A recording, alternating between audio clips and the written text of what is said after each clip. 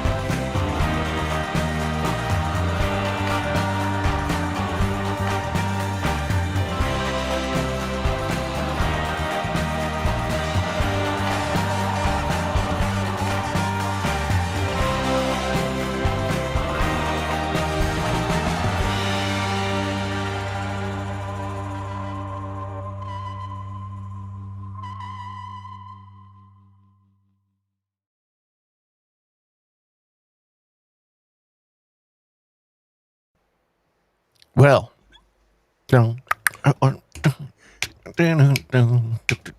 hey, what's up? How's everybody doing? It's a brand new Painfully Honest Tech Show.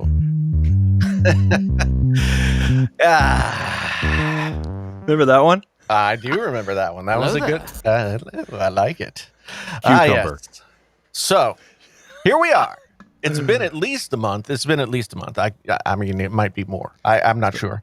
It's been a while. I've been on hiatus for various reasons, which we'll get into a little bit here later on this evening, or earlier this evening if we feel like getting into it. There's all kinds of crazy. Well, okay, Crazy? Not crazy, I guess. There's nothing crazy going on right now. Did you read Twitter last week? I think it's still ongoing. People are upset about 4K 60. Oh my god! Yeah. Oh yeah. Did you read Did you read this stuff? Did you read it? I did. I tried not to. You buy a $400 phone, $350 phone, and you're bitching about 4K 360. Shut the fuck up. There goes the monetization. Oh my goodness! I didn't turn it on for this. So everybody, the super chats. Oh, Yeah, super chats are open. Super chats are open. That's the only way we're making money tonight, baby. Oh wow! I've never seen $1 from you. But I don't even see it. I'm just saying. I'll send you $1. It's worth about 70 cents. It's all good. It's all good. It's worth about 70 of those Canadian cents. No, it's I was trying not to. Well, I guess I did have something to say about the Pixel release, but it wasn't necessarily about the device itself. Are you using a new mic? No, this is the pod mic from Rode.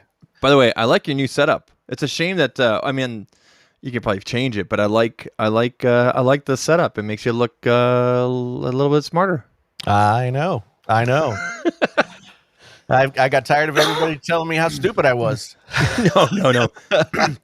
Here's the thing about okay. So we're gonna so the title of the this thing is so fucked right now. The title of the stream is Samsung wristed all unfolds, Pixel ascends, Dolby Atmos audio, and where have I been?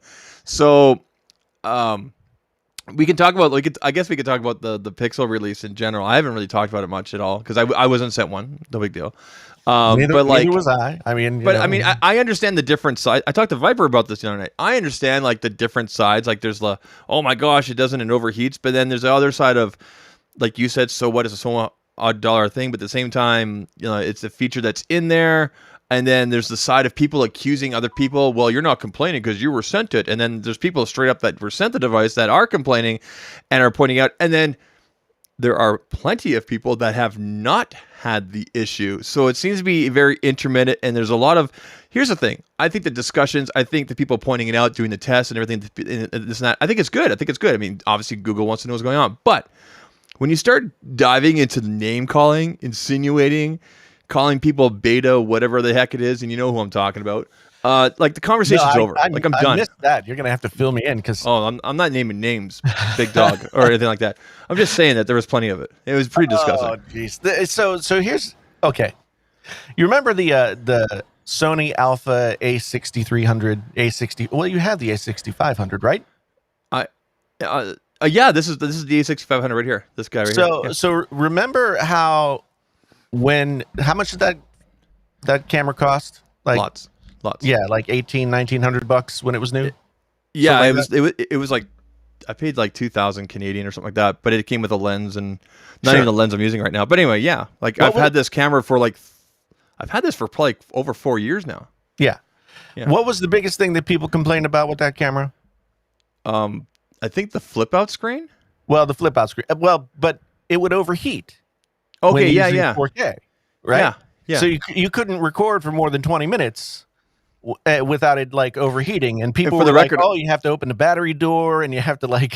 And for the record, I've only actually had that happen 3 times, and it was 4K streaming, and it was like after an hour and a half or something like that. It was ridiculous.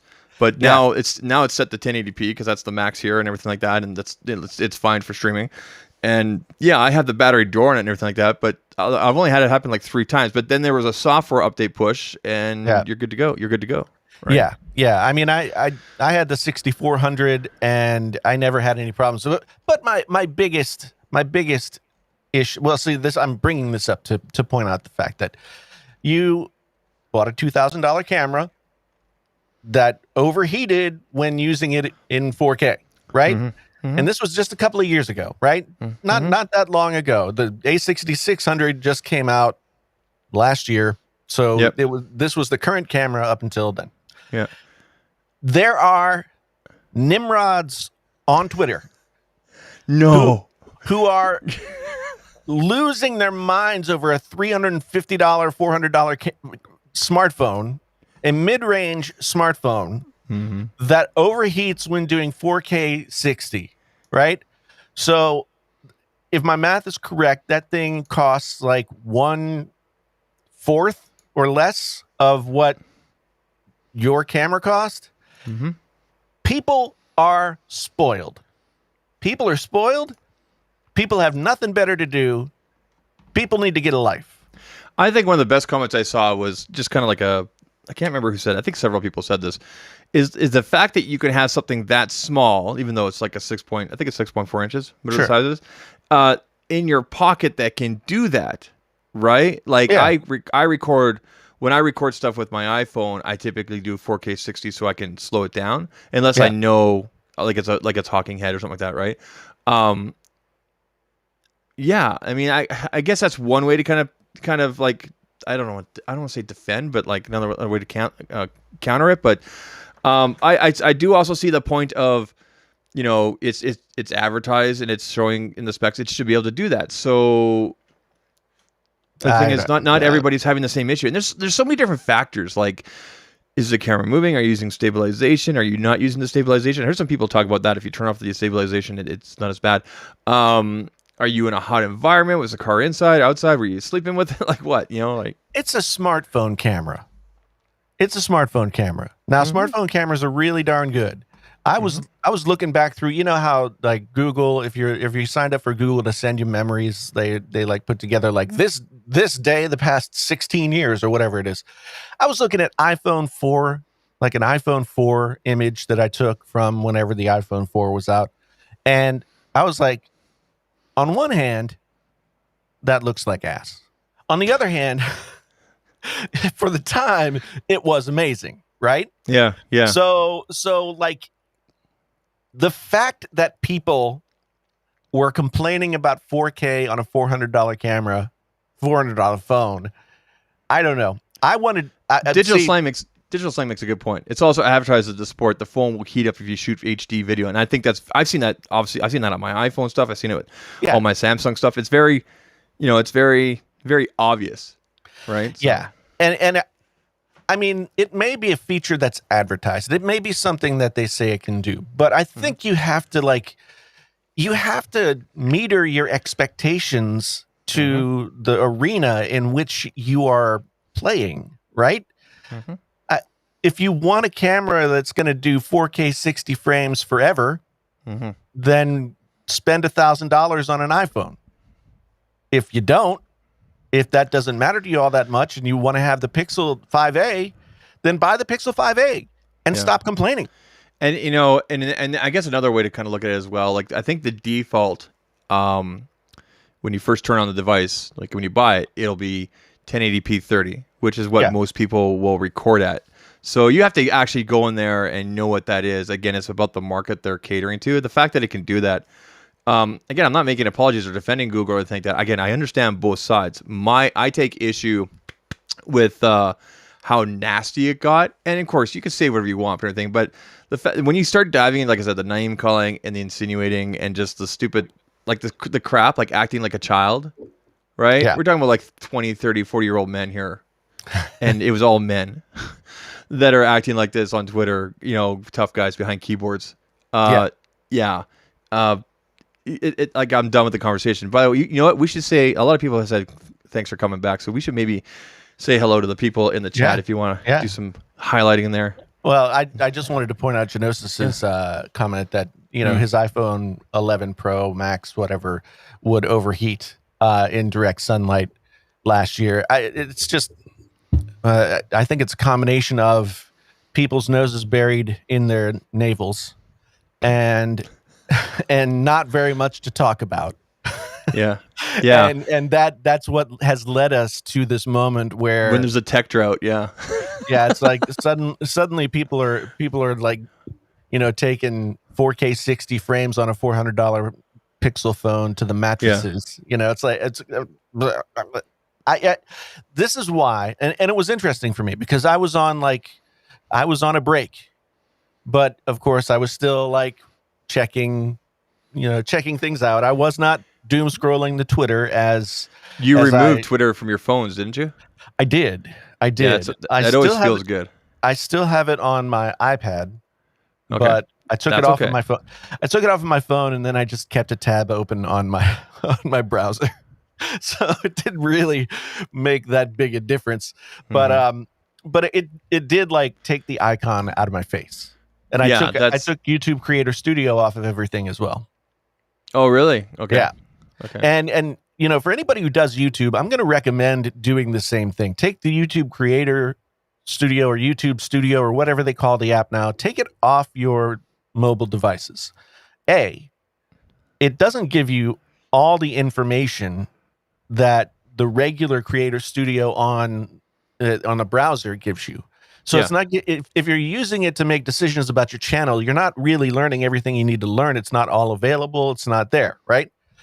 B, if you have that thing staring at you, it will drive you insane. It will drive you absolutely insane. Yeah. So I took it off everything, and even though I'm like making my way back now, I am not putting it back on my mobile devices at all. Mm-hmm. Period. Because I get it. Yeah. I mean, for one thing, like I don't know. At the end of the day,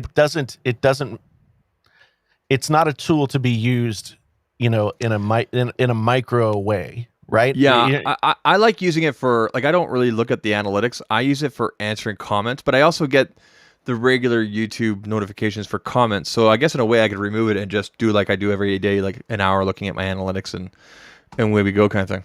Yeah. Right? Yeah. I just basically, I had developed like really, really negative. R makes a comment here. Hot take. No one cares. No one cares about YouTube Creator Studio, or no one cares about 4K 60. Yeah, no one cares. It's true. But you're right. We should recognize the folks who are here, folks who have joined us before, so folks who are joining us now. By the way, everybody, we're on the regular Painfully Honest Tech channel on YouTube, the Painfully Honest live channel. You said Facebook and Twitter as well. So as well as Twitch as well. Oh my gosh, Twitch. So if you want to do, I was about to say Zach. If you want to do Jason a solid, sorry, dude. Go watch on the Painfully Honest live channel, so you can get those minutes up there for the 4,000 minutes or whatever. Yeah, the watch hours. Also subscribe to that channel so we can get going there, because I came back to the main channel here this time because hadn't streamed in a while, and I figured, well, hadn't streamed in a while, so I don't want to confuse people about remembering to go to the live channel. So I came here. Mm-hmm. But we got Genosis, we got Shelly is here. She's on all platforms saying hello. Hello. I can't. Can you see which platforms they're on? Because all I see is like YouTube. Yeah. Shelly was on Twitch before. Okay. And now she's on YouTube. I know it doesn't say which YouTube channel. I can't scroll the comments on here like you can on other things. Well, we're on Restream. Okay. Yes, we are. Yes. Hey, we got Khalil in the house. We got Sea Lions, man. Alan is here. I feel like I haven't seen Alan for a while. Digital Slang. William's here. Who else do we got in here? I saw lots of familiar names. Franklin. Yeah, we got a lot of people here. So yeah, I mean, that's the Pixel thing is whatever. Oh, there's my mom. My mom on Facebook. Right there she is. Hi, Mom. Hi, Mom. I mean, hi, Jason's mom. Do you talk to me? Yeah. Do you talk to her about me? No. Okay. Was she here for the swearing? By the way, Mama Lewis, Jason was swearing earlier. I was. It's okay. It was. Yeah, I I'm not monetized for this stream, so I can do whatever I want. Well, you f-bombed like the first 10 seconds, so like, Well, I got to tell you, man. I mean, the Google Pixel 5, all the nerdiness, all the nerd fighting yeah, is really annoying. You know what? That's what we need to do. We need to create a series called Nerd Fights. And whenever people get into it on Twitter or in comments or whatever, then we invite them on a live stream and make them fight it out. go face to face. Because right now Yeah. they're just going at each other on Twitter. Let's see if they actually have the courage to come on here. Nerd fights. Remember the clip I did for you? It's so thick. See. Yeah. Nerd fighting. Nerd. Yeah, it's but one last thing I wanted to say about the 4K video, right? Yeah. I mean, it was, I think, last year, if not this year. I can't exactly remember. But anyway, Samsung had a 10-minute cap on 4K recording, period. 4K 30 or all of them? I think it was 4K 30. It was 4K anything for the longest time. Yeah. Okay. Yeah, because I remember trying to use a Note phone as like a B-roll camera for a video that I was doing, and I forgot that it had the time limit, and I ended up only getting like half a video's worth of B-roll, which was really frustrating. R makes a good point here. For the price of the Pixel 5a, you can get a fairly new OnePlus 7 Pro G cam and they're very hard to beat the specs for the current spec 4K 60 all day AMOLED, etc. So very good point. Absolutely, I think most nerds or people that kind of care about this stuff would probably look that direction or something else. However, the Pixel 5a is not for us. It's not for you and I, Jason. It's probably not for the majority of the people in the comment unless they're price sensitive. That the Pixel 5a brings the best of Google and a nice tight package there that is going to not hit the pocketbooks for most people. And I think it does a very good job of that based on the specs that I've seen, based on some of the reviews and some of the hot takes and unboxings and this and that, some of the pictures I've seen. The camera is awesome as usual. So yeah, I mean, very good point. Very, very good point. Yeah, casual use. If you want to call them casual users, everyday users, whatever. Or just, the only thing that ticks me off about this year, I don't want to say tick off. It's just a shame. It's unfortunate, but obviously Google has to look at the markets and whatnot. And obviously with part shortages and things like that are going on in the world right now. US and Japan only. I can't even order here in Canada. Like it's not on the Google store here. So if I want to get it here, I have to call you up and have you ship it up here. And of course, shipping electronics and anything with a battery costs an arm and a leg. And of course, that conversion to Canadian, even the conversion to Canadian, is still very well priced. I know a lot of guys and gals that run Bell, Telus, Rogers stores, those three major carriers up here, right? Yeah, that did really, really, really well with the 4A and the 4A 5G last year, and they were really hoping to have affordable, really well priced Pixel. So I guess we'll see what happens with the Pixel 6 and 6 Pro. We all are aware of how underwhelmed I've been by Pixel phones in general. There's always been something wrong, but I have to say I am somewhat excited about the 5A to a certain extent, but the 6 for sure. I think it's the best looking phone that I've seen from I like the Google. look of it. I like that chunky industrial look. Yeah. Yeah, I mean it's not pink, it's not chartreuse, it's not, whatever. It's a very classy design. They seem to be taking it seriously this year.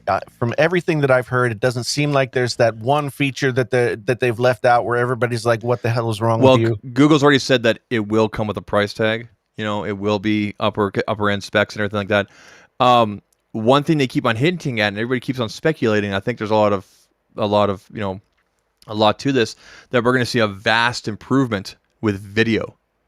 It's not to say the past Pixel device videos have been bad, but the pictures have always been like right up there, and then video is kind of like, it's not bad. I don't want to say bad, but it always could have been a little bit better. Do you know what I mean?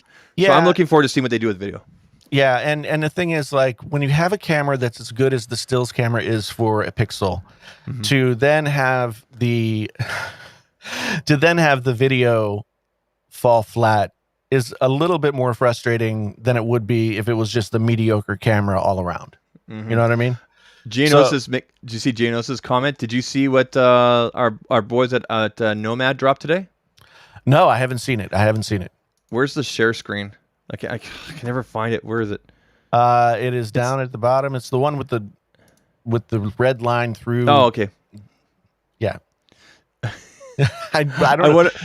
It's been a while. Check this out. They showed this today. So they are doing a skin Horween leather. Ooh, Look at that. Look how gorgeous that is. that is nice. Look at the edging here. Like I don't know if you can get that any bigger, but oh my goodness. Like I'm a minimalist, you know me with my my thin cases and everything. Uh-huh. And I talked to our boy today at Nomad. I'm like, do you want to do some older devices like my 11 Pro Max? He's like, no. We're going forward. We're going 12 and forward. Yeah. Look at that. That is sweet for sure. That is entering D brand territory, but I don't care. I mean, the thing is, like, I was hard. I thought D brand was pretty stupid for like the longest time, but after a while, D brand sort of stopped doing as much of the dragon scale, the blah blah, all that kind of silly. I like looking D brand stuff. skin, but. and they've become much or at least have much classier options, right? Mhm. So I've become a more D brand friendly, but D brand has not done actual leather skin. They've done like faux leathers, but this is like actual Horween leather. So that's pretty hot. It's gonna have that smell to it. You know what I'm saying? Like I've got their mouse. Yeah. I've got their mouse pad right here. Right. Yeah. This is it right here. So the nice thing about the brown there, if it's like the Apple cases, the leather cases, the saddle brown Apple leather cases, always like they look really ugly and orange when you first get them, but either through wear or there are some ways to like speed up the process. They end up looking really nice. The patina is really sweet. So they have both the black and the brown. So if you don't like the brown, they have it in black. And black is black. I wear black on the outside of my iPhone because black is how I feel on the inside. See? But hey, speaking of black phones, check it out. Ooh. Samsung sent me media review unit, their A52 5G and a Tab A7 Lite. Very so there's a regular Tab A7. This is the Lite. And I was playing some like Call of Duty today on here, and it ran like butter. It was amazing. I couldn't believe it. Like butter. You can get this. You can get this for the trade-in right now for $100. Wow. Any trade-in. That's crazy. It's crazy. And this one down to $300 with any trade-in. See, in the 7-inch, the 7-inch is a nice size. This is 8.7. Okay. Yeah, 8.7. Yeah. But still, that's okay. So regular iPad is 10.9, right? Yeah, I think the Lite is, or the sorry, is that what they call it? The Lite? Where there's the iPad, and then there's the iPad Air, and then there's the Pros. Yeah. Yeah. But I think that the regular iPad and maybe also the iPad Air both are 10.9. Nice. And they, of course, the iPad Mini still exists, but it's more expensive than the base iPad. So why would you buy it? Yeah. But I like that size a lot. It's like I have big hands, and so I could just hold it comfortably. Yeah. Never mind the fingerprints and everything. But it's been a lot of fun. I was really surprised I was able to run like Call of Duty. My kids were playing Angry Birds on it. There's a couple of racing games that take forever to load up, so it does have some limitations here and there. Yeah. Movie watching has been great and everything. So, well, that's the thing about the tablets for me. As somebody who reads on, I still use a Kindle. Yep. And I also read on my iPad Pro 12.9, but that's an unwieldy device to take to bed with you. 12.9 is just a little bit too big to take to bed. But we're still talking about tablets, right? Yes, of course we are. Okay. So, the 10.2. Thank you, Bob. Oh, Bob, it's good to see Bob. I hadn't seen Bob yet. Is that today. Bob Grimes? Bob Grimes in the house. Yeah. So anyway, yeah, I've always liked that smaller size. So I'm glad that Samsung is doing that. Although, I mean, here's the question for the ages, and it kind of goes into ours question here. Mhm. Uh, Chrome OS tablets, are they the future? Is there a future for any tablet that's not an iPad? Okay, so I was on Viper Stream on Sunday, and he asked me like, "What's the best tablet?" And I said an iPad. Like, what's the best Android tablet? I said an iPad, Right, right? But I'm gonna kind of take that back after this today. Like, obviously, it's hard to like you can't put this against like an iPad Pro, for example, right, right? right, You have to. I mean, if you're gonna spend $100 on a tablet, or in this case, $199 is regular price, and then of course you trade in and get $100. right, That's the current pricing right now. I mean, you have to have certain expectations, right? Like right.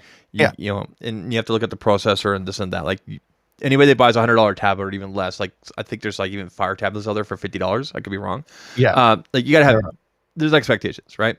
Yeah, Um, I think when it comes to productivity and like if you're doing thumbnails and you're streaming and you're editing YouTube videos and this and that, you probably want to look like an iPad Pro or an upper end, Android tablet if you like that ecosystem.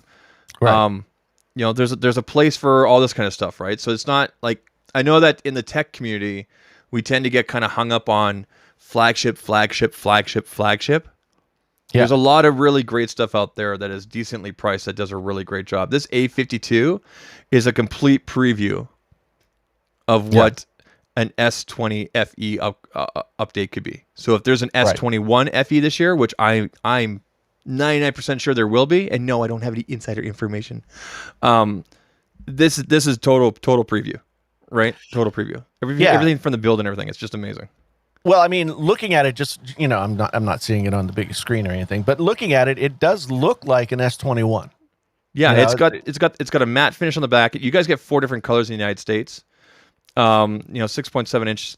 It's a 120 hertz. A panel yeah, there. You've got a 64 megapixel main shooter, a 12 megapixel wide, a 5 and a 5 micro, and depth sensor. yeah, And I've taken some really great pictures or anything like that, with and without stabilization. The fingerprint sensor it's an optical. It's a little slow, but actually I find the face unlock. I don't know if you guys is going to see it here. Yeah, I find the face unlock a little bit better. Let me do that again here. yeah. The underscreen fingerprint reader on the S21 Ultra was the first under the screen fingerprint reader that I actually used the whole time I had the device. I think they made it on the Ultra. I think they made the sensor area bigger. Yeah, So I know that there's a lot of people that had that, and if you scan both fingers multiple right. times, it makes a big difference too. Yeah. Yeah, yeah. I mean, at the end of the day, the fact that a mid-range phone has a 120 hertz panel is pretty amazing. Which, By the way, expandable storage up to 1 terabyte comes with ooh, 128 or 256, and then you can put 1 terabyte SD in here. I mean, That's a huge one for a lot of people. that's That's such a backhanded, fu to all the customers who spent $1,300 on like the S21 Ultra. and then you got a headphone jack. Headphone jack. Yeah, well, I mean, what's the quality of that headphone jack? I don't know, but I'm glad to see it. I'm Yeah. glad to see it. But the thing is, like, you're spending the big bucks on the S21, right? S21 Ultra, whichever one you bought, and you get no expandable storage, and then Samsung says, "Oh, here's what is that phone? $500 or This one's $499. yeah, But if you trade in like pretty much anything, you get down to like 300. Don't yeah." quote me on that. I'm gonna double check while you keep on talking. So here's like a $500 MSRP phone with the feature that the people who are spending all the money on the flagships love and want to have. And Samsung's like, we're going to put it in here. Screw you, people. And I then, don't. I've never fully understood that. Like, do you know what I mean? Like, yeah, there's still. I don't understand how. But I guess maybe the stats and everything show Samsung and Apple, etc., that people that are buying these higher end don't necessarily want that, and they can put other things in there. That's the only way I can really think about it. That's the only I don't know. At the same time, like, Michael Corcoran is asking about DeX, and I haven't followed the availability of decks on these newer devices, but I think I remember somebody saying I don't that believe it's on there. I don't believe it's on that because I don't see it on the feature list here. yeah, and So it's not going to be on the Flip or the Fold either, right? Or am I wrong? Because I feel I like I I read that in the comments of my video from a couple of weeks ago, but I I haven't double checked it. so this right here, A52 5G Yeah. is regular 499, but with a trade in 299. So you get from 500 down to 300. Now that's a competitor right there for this is a direct competitor for the 5A, Mm-hmm. and it came out earlier this year. It actually came out in March this year. Right. Right. And you guys have a selection of colors as well in the United States. You guys have 4 different colors to choose from. Yeah. Yeah. Yeah. I had the I got from Amazon last year the previous one, um, the previous $500 phone, and it was a nice phone. And that hmm one looks, I mean, just looking at it, that one looks like it's a better put together phone than the one It's from last year. it feels very solid. Like the first thing I noticed about it when I so they literally shipped it to me like this, wrapped up in because it's a review unit. They wrapped up in Right. like bubble wrap. And thanks again, Sammy, for sending it out. I appreciate it. But the first thing I noticed as soon as I unwrapped it is like, man, this thing feels solid. So you got glass front, plastic back, but it's got some sort of coating on it, so it's like a matte finish. Right. And it feels cool like metal, but it's not. I mean, Yeah. and then you got metal railings here. I think they're aluminum. Those are the only glossy parts. But I've said this forever, Jason. Matte finish all the things. Like seriously, No, I agree totally. that Like, almost matte like the finish on a phone is almost a huge deciding factor for me nowadays. well, I have to say that the S21 Ultra, with the glass that it had and the matte finish, as well Mhm. as the rails on the side of it, were beastly. I mean, they've gone away from the really narrow rails. They've gone back to flat screens. And whereas I was always afraid to carry a Samsung phone out of doors without a case Mhm. because the glass was always so shiny and it felt so brittle, and there was just so little surface area on the edges to keep it from hitting and breaking, that I was. But the S21 Ultra, like I would carry that around without a case, Yep. without really worrying about anything. And I did Mhm. drop it on concrete, got a couple of little nicks on the corner, but Ouch. the metal was strong enough that it didn't really do too much damage. No damage to the glass whatsoever. It was it was a really good phone. And I have to say, even though, iPhone ends up being more convenient for me just because of the way that everything else in my life works. Um, I miss the S21 Ultra. But Zach, I have well, I'm not getting it as soon as I should have, but I am Mhm. getting the Galaxy Z Fold 3. Okay, so like, okay, so as per the title of tonight's stream, Yes. Samsung risks it all on folds. So we know there's not going to be a Note this year. Yeah. Okay, so hopefully we see that come back early next year. Obviously, I think Samsung's making the right moves, especially if we see an S20 FE upgrade this year, like an S21 FE, and which I think we will because that was a great market disruptor last year. But going back to the foldables and everything, if you look at the specs from last year's Fold 2 and Flip 2, or I guess they called it Flip The flip. 5G. Five. They didn't I have actually no call it idea. 2. They call it 5G. It was Flip Why 5G. why is it the Z Flip 3? There's only been one flip. Well, no, there was a Z Flip, then there was a Z Flip 5G, which was technically the 2, and then this is the Oh, third. This is the third. So that's cheating. there was no official 2, but it was called Flip 5G. That's Anyway, cheating. That's cheating. So hear me out. When you take the specs of both, so last year's generation and this generation, there's really not a lot different under the hood. Notable exceptions are the waterproofing, the IPX7 rating, or Right. is it It's X8 or 8. X7? It's Is it 8. 8? Yeah. Okay, sorry, excuse me, X8 rating. So in other words, no dust, water, you're good to go. Like I watched a Verge video today. The guy put it in a thing and filled it up. It was awesome. That would scare the shit out There, of me. there was that. Obviously, the under display screen camera, little things Yeah. like that. But the big thing for me, though, as you know, like I'm big into mobile photography. The camera system is exactly the same as last year's. What I think this year's generations, the Flip and Fold 3 generations do, especially with the Flip, they brought that down to $999. Whereas Yeah, last year it was like it was $14.99 or 14 like something. Yeah, yeah. So I think that this generation, the Samsung is trying to send the message of foldables are here and they're more attainable. Because if you take in trading in a device, and this, you can get that Flip down to like $200. I heard through yeah. some No, carriers and everything. That's awesome, especially when you think about the audience. Like they want to get everybody else, not just the tech nerds on it. So you take a device that flips open to something familiar. right. Do you know what I mean? And that's Yeah. why I think that the Flip, when Samsung reveals their numbers and everything, and the carriers and whatnot, we're going to see more Flip sales than we will the Folds. I'm not taking anything against the Fold, but the Flip was definitely the go-to in terms of pricing, in terms of improvements, in terms of accessibility with, like I said, with pricing there at the first point. So Yeah, yeah. I want to say thanks to Mason here. I'm almost to 200K. I've been sitting on 199 for like for a bit, 3 months, I think. But it's dude, I set at 5,243 forever, and I finally gained like 25 subscribers in the last couple of weeks. So. Yeah, it's sometimes YouTube's weird like that. But anyway, what's your take on like this year's compared to last year's or this year? I mean, we can do a spec to spec comparison. There's not a lot of difference. But it's the pricing I think that just gets most people. And again, I don't think the specs really matter. And even with the camera, like the S21 Ultra camera system was the best camera system I'd ever used on a Samsung phone ever. Period. And we know that a lot of times cameras have a lot to do with the software. So I'd be curious to see if the software that is out there for the Folds is improved from what we saw with last year's camera stuff. Did you get a stylus with yours? I did. You did get a stylus. Okay. Yes. So here's what happened with my order. Uh-oh.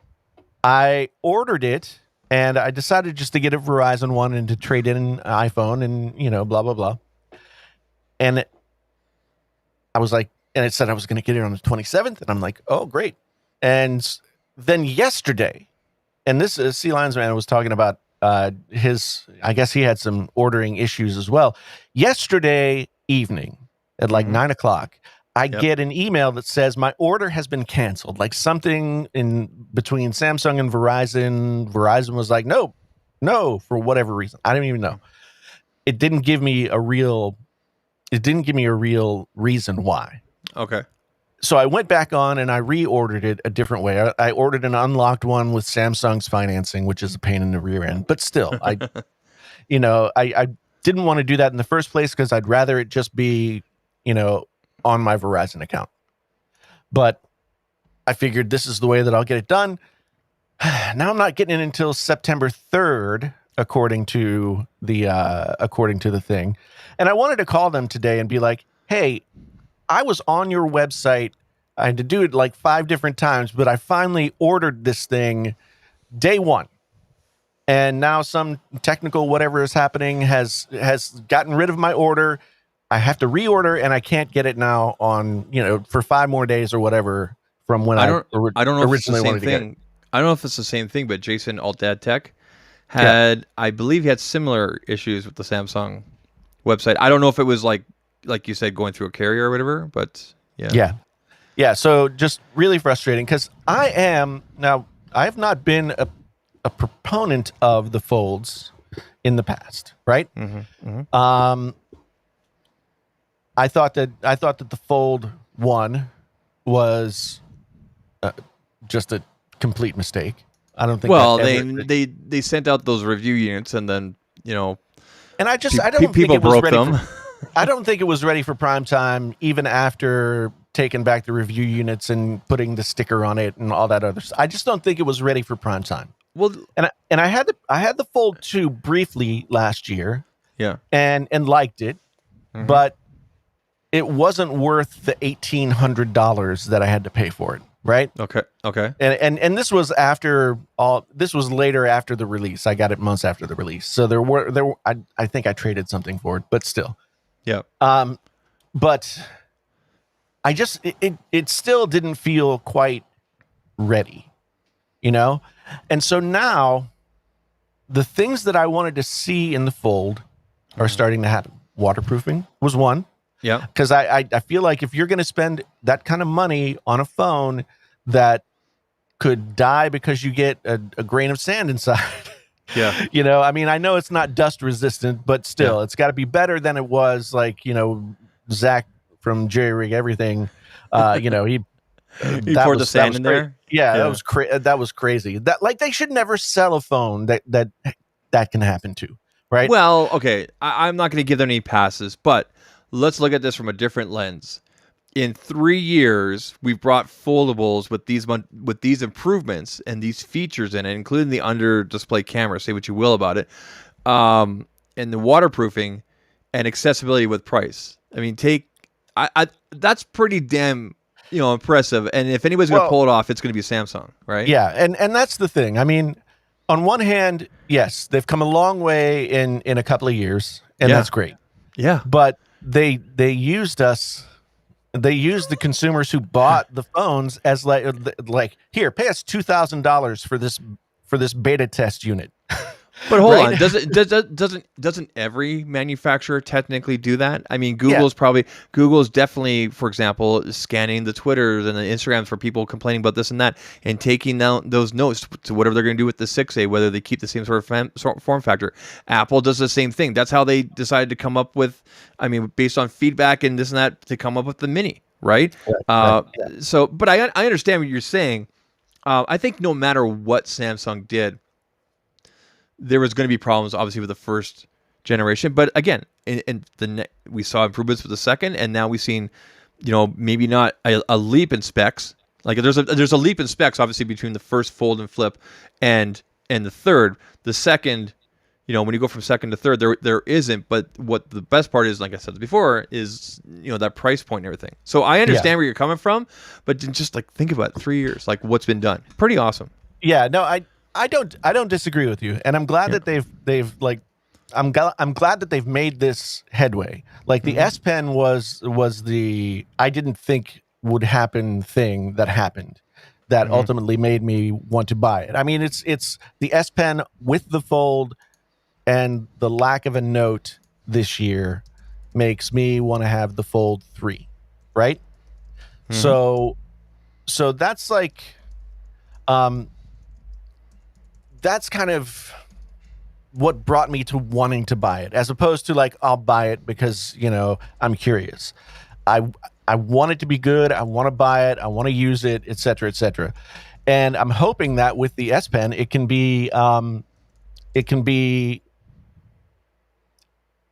more, I don't know if I could say more than the Note, but I want it to be somehow transitional, right? Somehow like it's going to make me not miss the Note. And the thing is, like, when it was $2,000, it wasn't for the masses. When it was $1,700, still not for the masses. It's $1,500 now. However, as you said, once you start using those Samsung discounts, and I guess we just have to approach Samsung pricing with discounts in mind now. Yeah, they I'm glad they make it accessible. I mean, you could trade in multiple devices, this and that. You could do payment. I mean, they're making it, accessibility is good. Yeah, be it a cheap device, a cheaper device, a value device, budget device, what do you want to call it? Or it could be, trade in X amount of devices and payments and this and that and get it in your hands. I mean, they just want to get the technology in people's hands. Right? We got a super chat from Khalil. Thank you, Khalil. Hey, there it is. $9.99 super chat.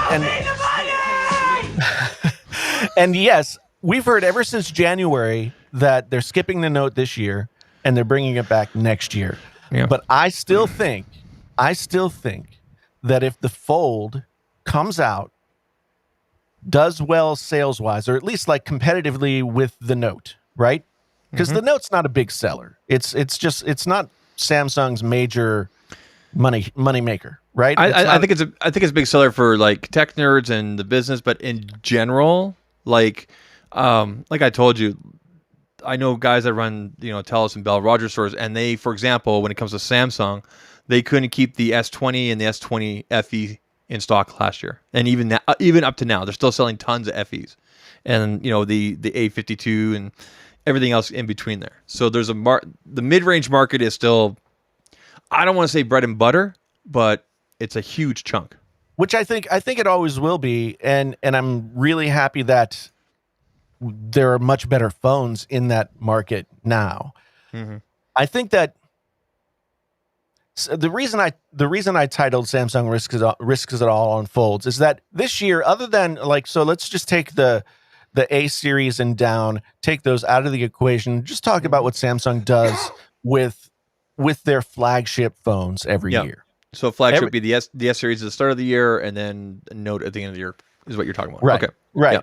Yep. So this year, and for the past couple of years, the folds kind of mixed in there, and it kind of messed up the mojo a little bit, because it didn't feel like the fold was ready for prime time, and yet I feel like it made people unsure of what they should be buying, right? Mm-hmm.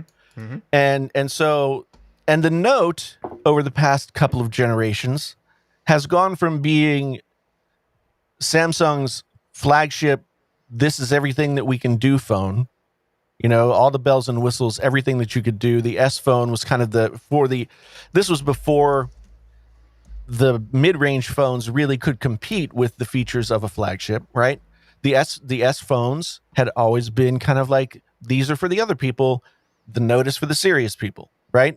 Mm-hmm. And starting with the Note 10 and the Note 10 as well as the Note 10 Plus, but starting with the Note 10 and then the Note 20, those sort of watered down versions of the Notes, and I think I started to see the writing on the wall for the Note series.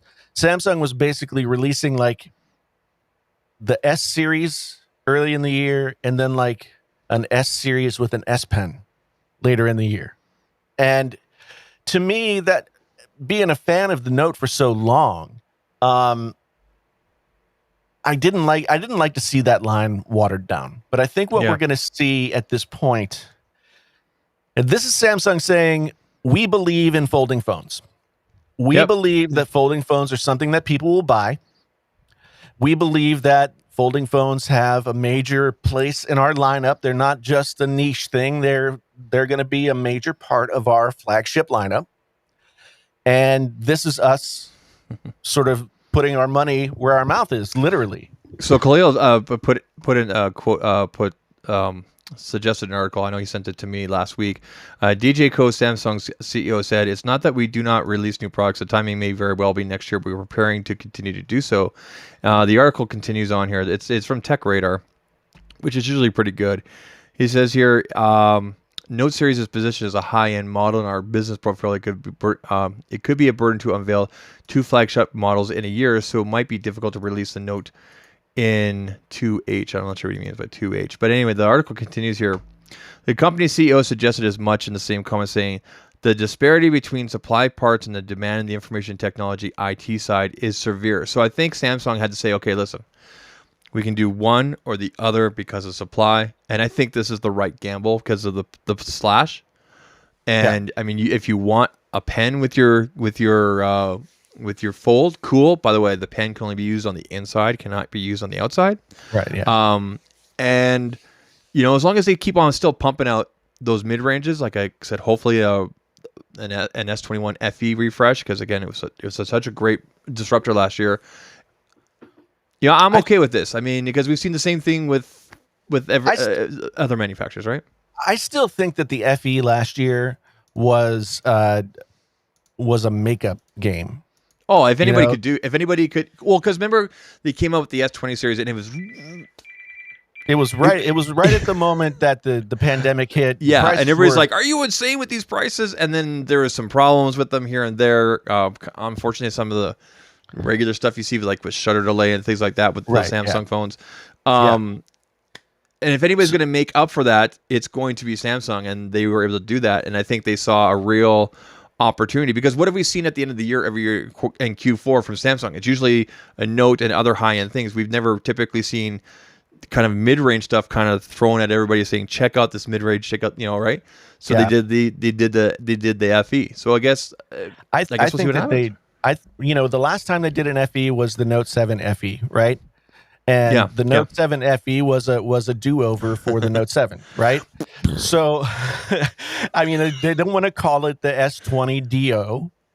So, you know, so they call it the fan edition. But Yeah. the thing is, like, so that's why I think they got the S series right this year. Mm-hmm. I think they priced them right. They spread them out effectively. I like my S21 Plus. It's awesome. So I think that, the only one that I would have bought was the Ultra, but the Ultra wasn't, what was it, like $1,500? It was, yeah. It was crazy. The Ultra, the S20 Ultra, the S21 was like 13, I think. And so that's a better price. But this is all relative. That's not a great price for anything. But Yeah.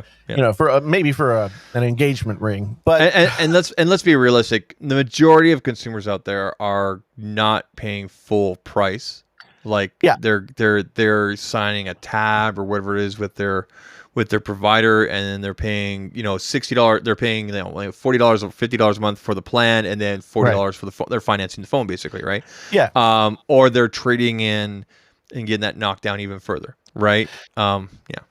So Frank says they need to put a slot for the S Pen in the S series, and I would have thought so before I got the S Pen and with the case that went with it.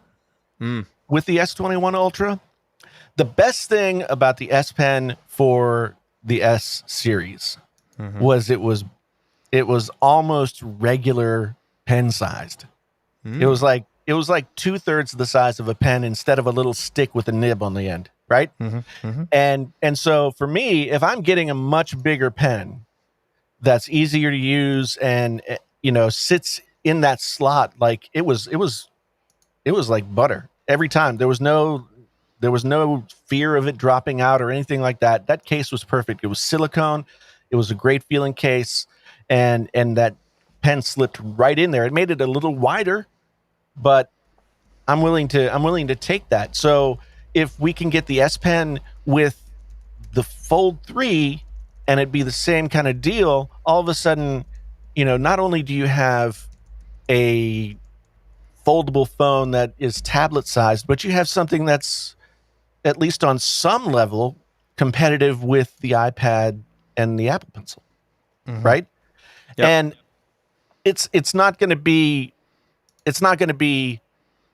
one-to-one kind of comparison, but it is Samsung getting closer to that goal that I think they had with the Note, which is a business device. And I forgot to say that Sea Lions Man said that the Fold will have DeX, the Flip will not. So I think that might go back to who they're trying to cater to the devices for. Again, the Flip at its current pricing at $999, the Flip 3, like I said, you've got this nice compact clamshell, and then it opens up to something familiar. Do you know what I mean? Yeah. Right? And the thing that, see, at this point, and this is what I wanted to say about the Flip. There's no reason, like, nobody can use price as an excuse. If they've bought an iPhone or if they've bought an S device in the past, then $1,000 for the Flip is a no barrier to entry price, right? So now, whether or not people buy it is going to land solely on the shoulders of whether or not people want a phone that has that form factor. Yeah. Yep. Makes sense. And that's what I'm curious to see. I'm curious to see if people want a phone that has that form factor. I haven't actually held one in my hand, but my fear is that folded over like that, it's going to be thick, and it's going to be uncomfortable to carry. I think people are used to slipping a slab phone into their front pocket of their jeans or whatever, and this is going to be like a step backwards toward the flip phones of old. I know that you don't wear skinny jeans, thank God. Oh, So I mean, there was a is that time. is that a flip in your pocket? Or are you just happy to see me?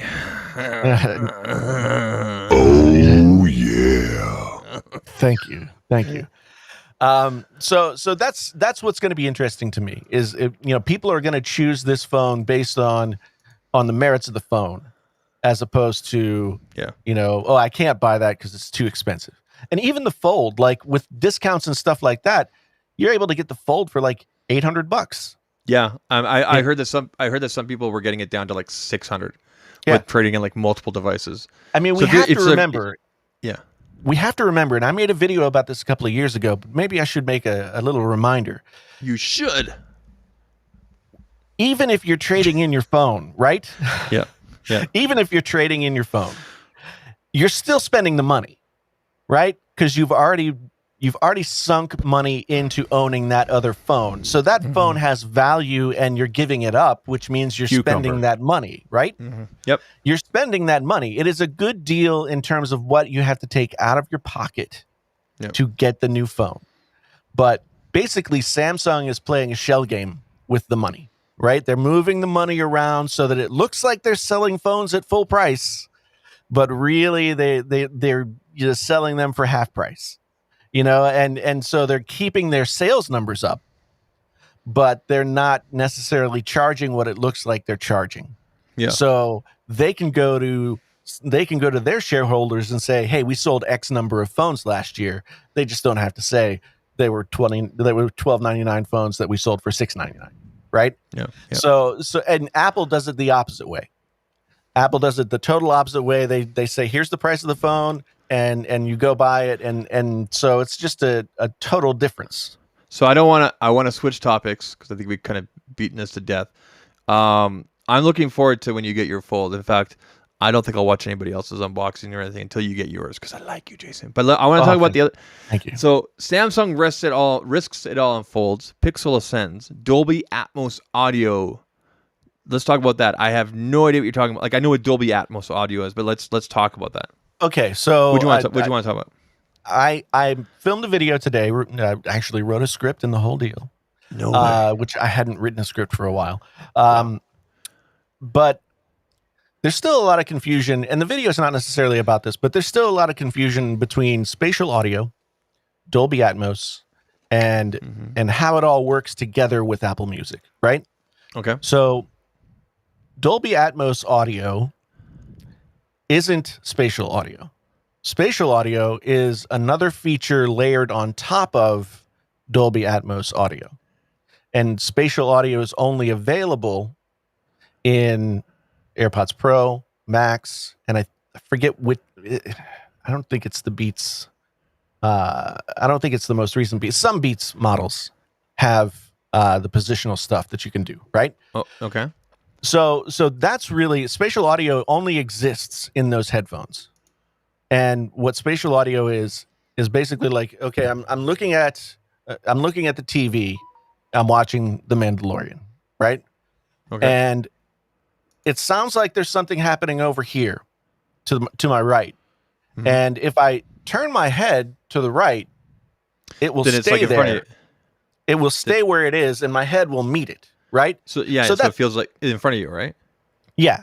Yeah. And okay. that works great with video content because you have a visual focal point that you can be, like your body is facing that way and then it turns that way. Spatial audio with music is different because at least the way that music has always worked is there is a sound stage that is set up in front of you, right? Mm-hmm. And Dolby Atmos audio sort of takes that sound stage and sort of expands it in all directions. But spatial audio just means that if you're wearing AirPods Max, you turn your head, and instead of the singer singing right at your face, the singer's like singing in your right ear, which is weird. Okay. Look, we got Mr. Viper. Mr. Viper. There it is. Oh, he comes in with a flamethrower. Light and He's just burning it up. Good to see you, man. Need a flamethrower sound.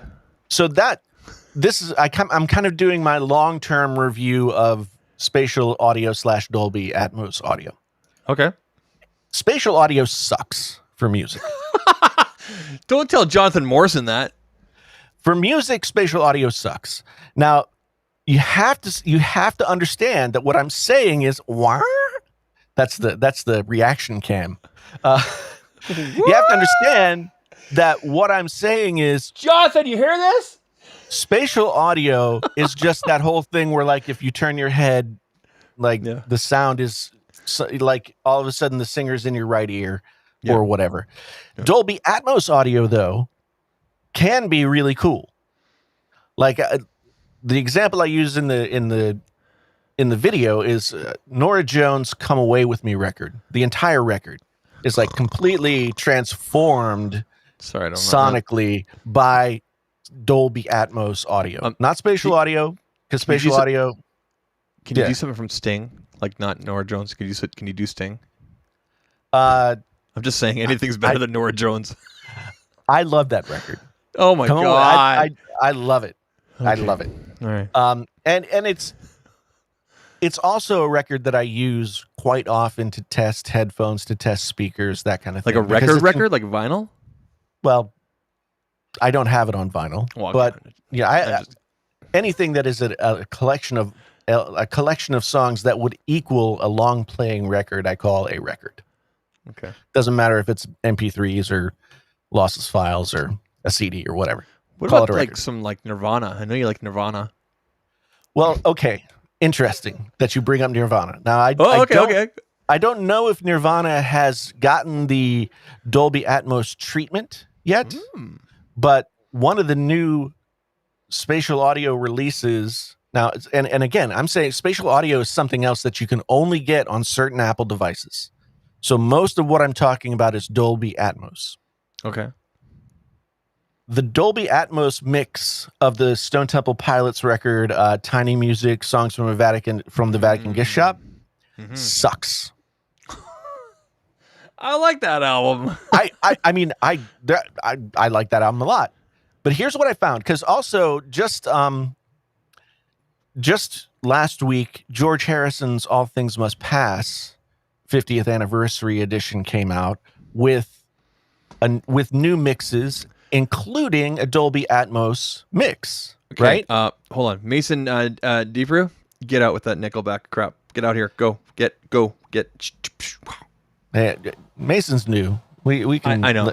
We can let the Nickelback slide for now. No, as a Canadian, I have to apologize for Nickelback, but I also apologize for Celine Dion, Justin Bieber, and Bryan Adams. Sorry, America. Go on. Anyway, sorry. Both the Stone Temple Pilots record and the George Harrison record. Now, All Things Must Pass is arguably. Now, I'm not saying this is my opinion, but arguably the best of all the Beatles solo records. Great songs on there. I might on my other on my new music channel, I might do a review of this 50th anniversary and talk about All Things Must Pass and what it means and what it meant in context at that time, et cetera, et cetera. But and we know you're being objective because it's not like you have a Beatles tattoo on your body. No, not at all. Go on. So the Dolby Atmos mixes. Whereas, like, Stone Temple Pilots, like, what I loved about the sound of their records is that they were very, like, upfront and in your face. Yeah. And so I did this test today where I went to the settings where you have to go into the iPhone or iPad settings and switch Atmos on or off, right? Okay. So when I went in and I switched Atmos off for the Stone Temple Pilots record, it went from being kind of, like, diffuse and just, like, kind of floating around my head, but nothing was really had any kind of like oomph to it. Okay. To being what I expected it to be, what it was intended to be, which is like a loud, aggressive rock record, right? Okay. So Dolby Atmos for that sucks, or at least the way that it was mixed by the person that mixed it for Dolby Atmos didn't do the job. But then again, that record was not intended to be mixed in like 360 degrees. So don't they literally just like take it and like stuff it through a machine to do it? And no, or is it manually done? There is software, okay, where you can go in and Like it's basically a room. Like the software gives you like the visual of a room, and you can take tracks and put them like in different places all over the room. So I need to learn more about how that works. I just saw a demonstration of it when somebody was talking about mixing for Atmos. Okay. Okay. The George Harrison record didn't sound all that. It had the same thing. Like the Atmos track was quieter, and it wasn't as powerful. And so I found that didn't work all that well at all. Classical music worked well. Some jazz worked well. And so my feeling about Atmos right now, 3 or 4 months into this Atmos experience, is that some stuff can sound amazing, right? Some stuff can be totally transformed. The pop and more modern stuff that I heard, like really works because the audio engineers know that this is a possibility, right? I would like to hear like an Atmos and then a spatial audio version of like the live. I know there's several out there, but there's a really good live recording of Hotel California. It starts out with the bongo drums. I think you know which one I'm talking about, right? It's like 15 minutes long. It's amazing. And also, Guns N' Roses has an amazing live version of November Rain. That's like all piano at the start. Oh, see, these are two songs that I if I never heard them again, I would be happy. Really? I would be so happy if I never heard either of those songs. You don't like again. November Rain? No. Wow. Kids, get out there. Listen to some November Rain. Get out there. Man, so November Rain is to Guns N' Roses what Elton John is to later period Elton John. You're killing, man. You're killing me. So I can't stomach any Guns N' Roses past Appetite for Destruction. Appetite for Destruction, a total fucking masterpiece. Okay. Use Your Illusion should have been called I Am in My Illusion. I mean, because I think Axl Rose crawled way into his asshole, crawled way up in there, and then never ever came out again. Never came out again. Wow. So the guitar solo in November Rain is an epic guitar solo, yes. But I mean, epic guitar solo in an overblown, crappy song that is, about as schlock. Like, that's as bad as Bryan Adams. November Rain is as bad as Bryan Adams at his most. I can't believe you put those two together. At Bryan Adams' most schlocky, ballady, movie soundtracky version. That's how bad November Rain is. Anyway, I'm looking forward to your video. I'm looking forward to this comparison, like you're saying. So Dolby Atmos has potential. Okay, cool. But I have to say, I still think that the biggest thing about Apple Music and their switch over. Everything I do. Yeah, exactly. That one. The one, it was from Robin Hood. I do. Prince of Thieves. Yeah. Do you know that movie? You know the things that ticks me off of that movie? Watch it. And one thing? There's lots of things. Kevin Costner loses his accent like halfway through and then it comes back. Christian Slater was in that. He was actually pretty good in that. I thought he was pretty good. Christian Slater's a good actor. I mean, if you're going to watch a Christian Slater movie, it's got a bunch of other guys from Entourage and everything. Very Bad Things. You ever seen that one where they go to Vegas and they kill a dancer by accident? I think I did see that many years ago. So this is a good transition. Let's do some Q&A here. But when are you gonna release? Okay, first of all, when are you gonna release that video? I hope to release it tomorrow. I finished filming it this afternoon. Nice. I put it into Final Cut. I just have to do the edits and stuff. Cool. So everybody look for that video. And I think this could be a very interesting debate. If you you should ask Jonathan Morrison when he's doing one of these evenings. Bring him on. See if because he's done some cool stuff there with Wolf and everything, with the spatial audio and HDR stuff and everything. I don't disagree that it can be cool. But I think that in the early going, especially as we transition older records over to this newer format, it's going to be very hit and miss. Yeah, it should be And interesting. it's the same thing as like, CDs were great. But when they first started coming out with CDs, they did not know how to master for digital. No. So they were just taking the masters from vinyl and putting them into the digital format, and Well, that's kind of what we've got with Dolby right now. And then once is- they figure out how to do that properly, they started stamping the CDs with like digital or whatever, right? Yeah, it was the like, right way. Yeah, it's like AAD or ADD or AAA or DDD or whatever. And it wasn't really adopted by the masses until that kind of started happening, if I recall. Yeah. So well, I mean, CDs were always going to be the next format. I mean, because cassettes were convenient but shitty. And I've got a cassette player around here somewhere. yeah, I mean, cassettes had their own charm, but they were not the most high fidelity version of audio that you could possibly get. Nice. I went on eBay trying to buy the original version. I was looking for this. Is it Use Your Illusion 1? No, it's Chris Shepard, Groove Station 4. Chris Shepard. I don't even know who that is. Canadian DJ. Yeah, on here, Puff Daddy and the Family, been around the world. Real McCoy, one more time. Joe, the Love Scene, the Click, Don't Go. Yeah, I used to jam out to this all the time. Love Inc. We got Mace on here. Remember Mace? He's like a priest now. He's a priest now or something like that. Yeah. NSYNC, I Want You Back.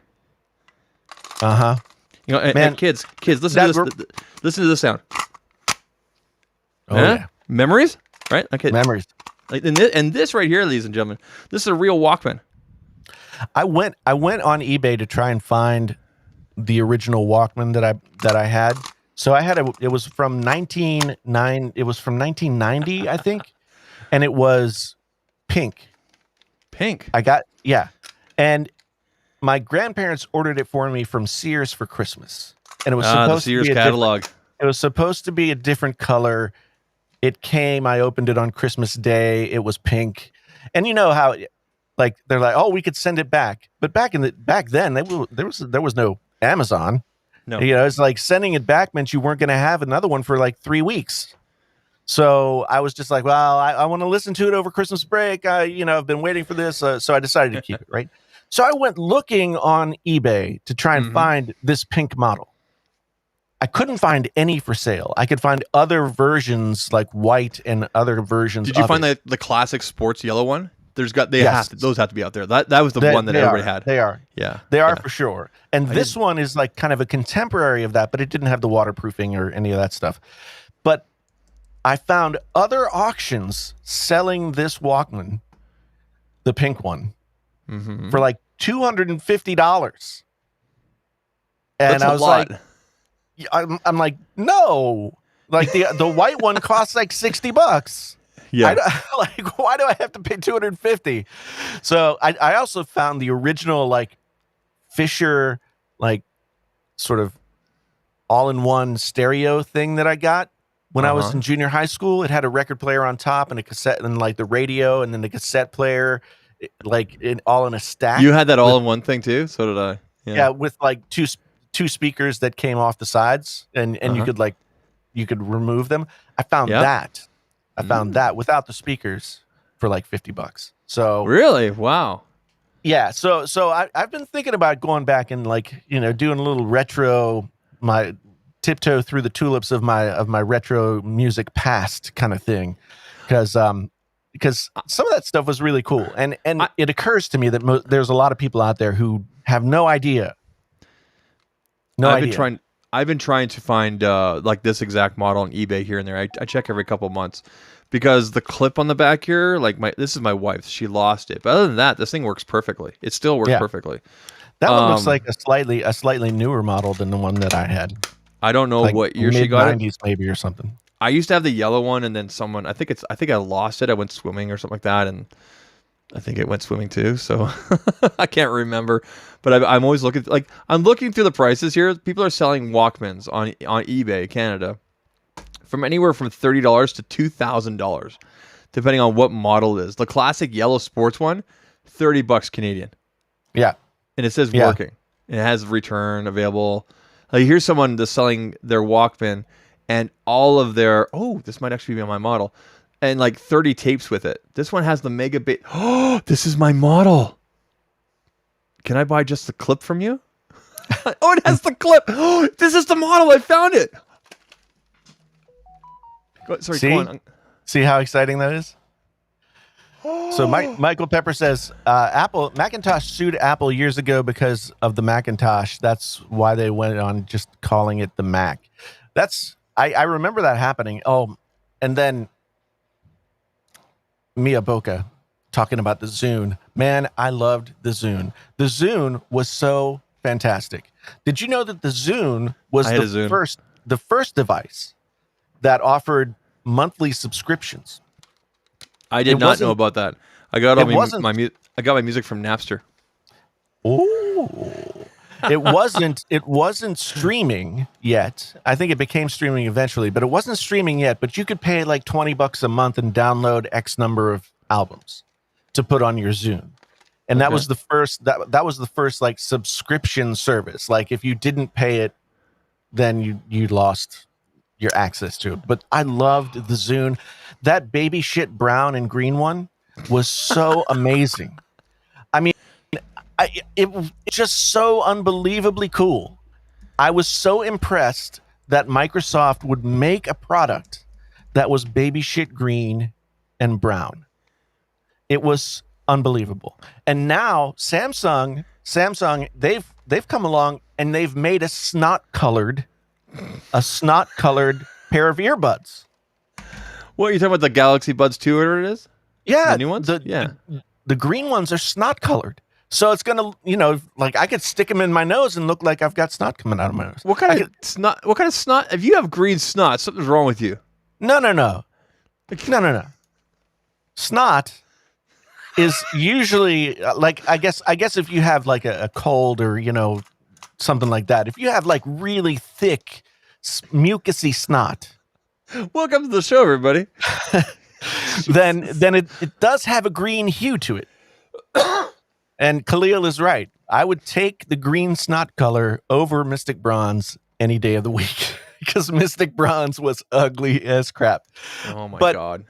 Yeah, the Zune was amazing. Snazzy Labs Quinn made a really great Zune video, which pissed me off because I wanted to make a Zune video. But anyway, you can make one. You'll end up beside him with the recommended. Yeah, but he's like all fancy and shit. Just do it. You'll end up the recommended. Anyway, hey, you know who I've been watching? Speaking of this stuff, the videos are a little too long, so I don't watch all that often. But Techmoan. Techmoan? All one word. Techmoan. MOAN. Moan. Yes. Okay. Makes videos on like retro audio stuff. Ah, cool. And a lot of it is really, really cool. But his videos are like 30 plus minutes long. And I sometimes every once in a while I can do a 30-minute long video, but anywhere beyond 20 minutes is like I have to be ready to commit. Right? All right. I get it. It's, me, it's like I'm a 9 to 12 minute person, and but it's got to be something I'm like really into if it's gonna go over that. Okay, so we have about 7 minutes left in the show here. Yes, we do. Thank you for everybody for watching. Thank you for the people that switched over to the Painfully Honest live channel and subscribing and liking. Make sure you're liking. Thank you to Khalil for the super chat. Yeah, I appreciate it. Remember that it was Khalil because he's the only one who sent one. Let's wrap this up with like what do you recommend to watch? Yes. Right now. Yes. Okay. Yeah. What are you watching? Well, new stuff. I have to say, I've been looking forward to the What If series on Disney Plus. They're good. Have you watched them yet? Yeah. They're really good. Like the animation aside and everything, the animation is really good too. But like the stories are really well done. Yeah. And I really like. I loved the What If comic when I was a Yeah. kid. So Yeah. so there's that. I haven't watched Ted Lasso yet. I usually with Apple TV shows, because they dribbled them out week after week. Mhm. I usually wait until they're all out and then I watch them, because like I watched Ted Lasso in like 2 days last year. The morning show is coming back September know. 17th. So here I was thinking, oh, I'll keep Apple and then I'll cancel it after Ted Lasso, and then they bring in the morning show. Yeah, well, Yeah. that's their plan. But yeah, I watched that. Let me see. Oh man, what else was I watching? There was something I've been watching. Something. Oh, Fargo, the TV series. Okay, that's filmed here. Yeah. It's filmed here in Yeah. Calgary and around Calgary and everything like that. Yeah. So I just got done watching. I'd watched season 1 a long time ago, and I just got done watching season 2, which has Jesse Plemons, who was in Breaking Bad. Yep. It has Dan, I forget his last name, the guy who played Night Owl in the Watchmen movie, and also is in the Conjuring movies. Yep. Kirsten Dunst, I like her. is in there. She's actually really good. I mean, I think she's a very good actress. You know, she'll always be known for that Spider-Man kiss. But I like that Spider-Man than- kiss. yeah, I want to But show yeah. you this. Speaking of TV and movies and everything, I went here on. So remember the Superman 1978 movie? yep, Christopher Reeve. Remember how like the first half hour, 45 minutes is like young Clark Kent and everything. He's running along the road and he goes up to the farm and everything like that. All those scenes were all filmed around Southern Alberta. The funeral scene, the scene at the barn, everything. It's outside of a town called Blackie, about 48 minutes south of where I live, south of Calgary. right.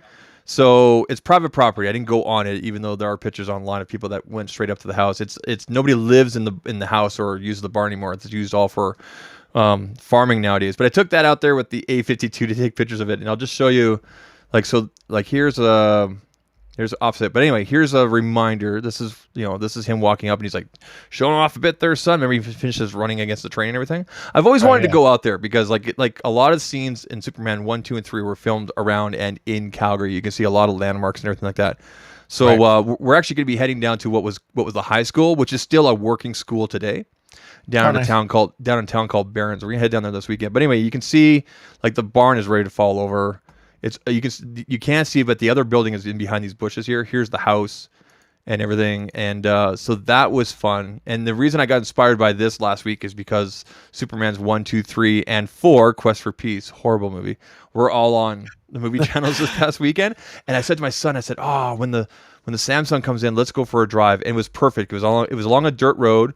So here's the dirt road right here, and if you line it up properly, that road was right about here, like going up. Of course, it's all like that was done back in '78, right? But it was really wild seeing that because it was like, for me, it was like the very first superhero movie I ever saw, right? And I always see like I always see like the Calgary Tower, I always see like the King Louis and everything like that. That's the place where Superman got drunk and everything. Then we walked out, and he's like, "Superman, you can hear me." And he flies off and he goes to the metal place there, and he fights himself basically. It's like an inner fight kind of thing. As he flies off, you can see the Calgary Tower there, but that hotel, that bar still exists. It's still there, but it's built around like all modernized now and everything. So that was really cool. As for shows, Ted Lasso we've been watching, and my wife watches a show called FBI. Oh, It's just FBI, and it's pretty cool, and that's it. But I've been going through like every single other channel because we got fiber last week. And fiber, 940 up, 940 down. Yeah. so man, when you get that high speed internet, like it's really great. Like after a while, you kind of don't even think about it. You're just like, hey, I don't even think about the fact that like my wife is out there watching TV right now, and I'm doing this live stream. Yeah, it did. But anyway, yeah, the jump the shark moment in those Superman movies. I think this was Superman 3 when Lois Lane dies and he flies backwards around the earth. That's the first movie. No, that's not the first movie. Yes, it is. No way. Yeah, it is. It's the very first movie. Because Marlon Brando's character, Jor-El, tells him, "Don't interfere with, the timeline and everything like that. And he's so I upset. could have He's like, sworn it was 2 or 3. But anyway. no, it was the first Superman movie, 1978. Anyway. Yeah. Gene Hackman is in the first one or the second one? He's in technically all 3. He makes a brief appearance in the third one. Yeah. Oh, excuse me. No, he's not in 3, but he's in 1, 2, and 4. He's in Quest for Peace because he makes that nuclear man, whatever it is. He's got the nails. Remember, he's got the nails. Quest for Peace is so bad. I haven't seen. It's so like you could tell they did it on a shoestring. It was such a bad budget compared to the first 2. Yeah. I haven't seen those movies for so long. But the first 2 movies were actually filmed together as one movie, and if you have a chance, watch the Richard Donner version, or sometimes called the special version. It's got extended scenes and everything like that because Richard Donner, who also did the Goonies and everything like that, he was basically fired by the Salkind brothers that were the Salkind family that was running the rights and everything like that. So yeah, watch the original, like the theatrical, then watch the Richard Donner. I think you'll find the Richard Donner one to be better. Yeah. Yeah, that's what I've heard. Mm-hmm. Did you see the Spider-Man trailer? Gino is asking. I did. I did. Did you watch the leaked one or did you watch legit last night? I watched the real one. I didn't even do the leaked things anymore. I saw it by accident. Like, scrolling, it was right there. Yeah, I saw it. It was still being advertised yesterday on the sidebar of Twitter. I couldn't understand why, but yes, I did watch it, and I have to admit that I'm worried about the Spider-Man. No, I'm not. Hold on, real quick. Dennis Carlson coming in from Sweden. We appreciate you, Dennis. By the way, you posted a bunch of links on a video of mine or a stream the other day. YouTube removed all it, and I can't even see them. I got the notification, so it's not me. It's YouTube. And everything. But I appreciate you. So I have no other way of getting that information to you, and you're here in the chat. So still love you, buddy. Yeah. Weird how YouTube does that. Yeah. Well, that's YouTube. Okay. So real quick, why are you worried about Spider-Man? The whole sequence where they show him trying to cast the spell so that everybody forgets, and then Peter Parker's like, "Well, I don't want this person to forget." I think that's and then everything like goes off the rails. I'm kind of like, that can't be the reason. No, I think it's cut in such a way so that we're looking this way, but this is actually happening. I got to tell you this though, if the rumors are true, and it seems like they are true. I mean, you saw Dr. Octopus coming back there from the Tobey Maguire Spider-Man. Of course, we heard the laugh from William Dafoe's Green Goblin. We saw the Green Goblin grenade. Yeah, we heard the laugh. So that is William Dafoe, right? And then supposedly Jamie Kennedy is supposed to be coming back. Is it Jamie? Sorry, not Jamie Kennedy. Is it who played Electro? Electro. Who played Electro in the Andrew Garfield? Jamie Foxx. Jamie Foxx apparently is supposed to be coming back. So in other words, quote unquote, Sinister Six. So I guess we'll see. Nothing's confirmed. Of course, if you believe some of the leaks and everything that are out there and things that have been confirmed, apparently we will see Tobey back and we will see Andrew. And I liked both Tobey and Andrew. I'm not a fan of our current Spider-Man. I just don't like how whiny he is and everything like that. I love Tobey and I love Andrew Garfield. There, I said it. See, I liked Andrew Garfield. I didn't like Tobey Maguire. You didn't like Tobey? No, because Tobey Maguire was like 30 years old playing Peter Parker. And that to me was like, it just didn't work. It worked for me. Andrew Garfield was like in his early 20s, so that worked better. And Tom Holland was actually like close to high school age. And so I like him because he plays the high school thing right. Now, if you go back and read the Spider-Man comics, like from the early days, or even like the reboot Spider-Man days when Peter Parker is a high school student, he is a whiny dork. So, okay, I think the reason I like Tobey and Andrew Garfield is because I grew up not so much reading the comics, but watching the cartoon from like the 60s, 70s. You know, that right? That's I was all over that as a kid and everything like that. And that Peter Parker already worked at the Daily Bugle, was like in his mid-20s kind of thing, right? That's why I was always kind of attracted to those ones. Yeah, see, Tobey Maguire, like, I don't know of an actor with a more punchable face. Oh, come on. Tobey's cool. I'm actually, he's not cool.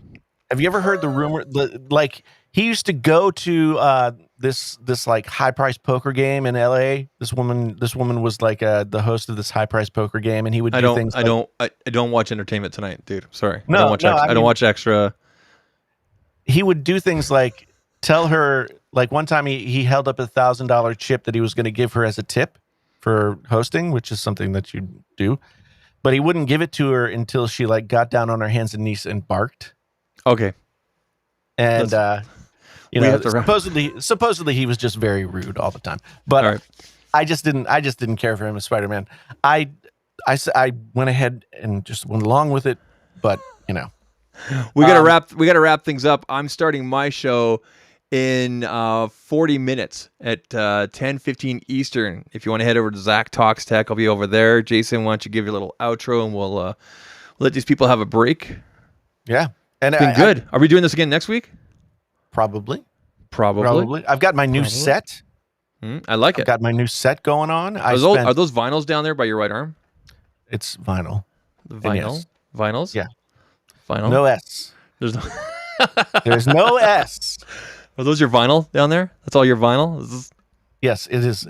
That is my collection of vinyl. Vinyl.